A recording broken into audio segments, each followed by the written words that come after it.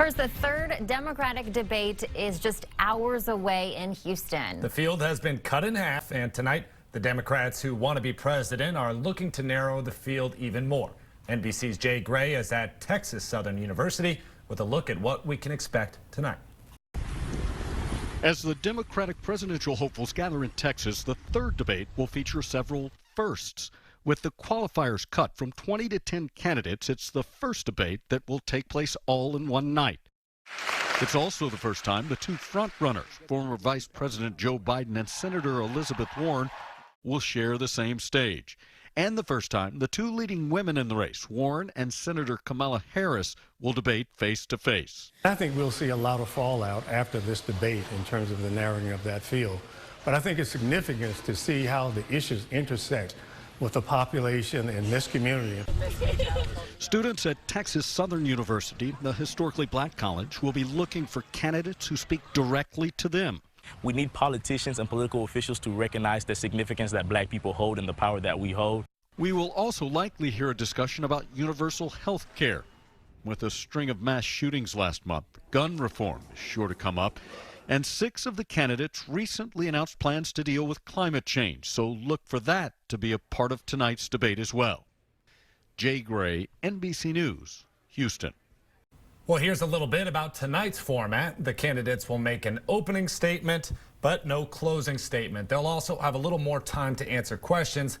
The debate is scheduled for 3 hours. Democratic supporters are telling KXAN crews in Houston they're most interested in hearing about health care and gun violence. And they want to assess which candidates are the most relatable.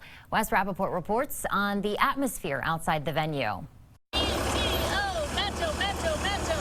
does it like you're supposed to do. You know, you listen, you learn, then you speak.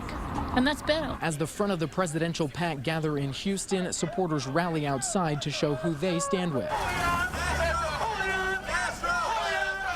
Julian's always been a slow and steady candidate. He's authentic, he does his research, provides, real true answers and backs it up. So I think people can trust him. Texas is the biggest battleground state in the country.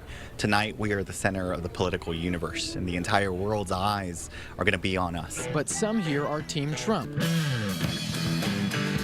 This father-son band from Tennessee came here to sing politically themed tunes supporting Donald Trump and making light of the Democratic field.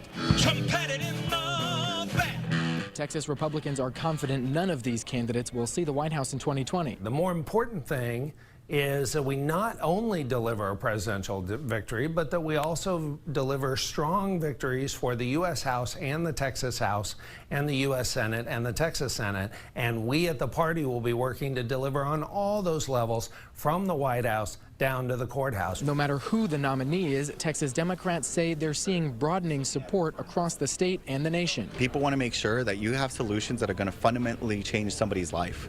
Democratic Party leaders here in Texas tell me it's important to them that the candidates take the opportunity to talk about how to improve people's lives, focusing on bringing what they call a, quote, positive agenda to the table.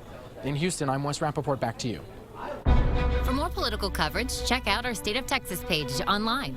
The latest headlines, full episodes of our weekly program, newsmaker interviews from the Lone Star State to our nation's capital. Plus, learn more about our team. It's all online now. Just look for State of Texas on the homepage of KXAN.com.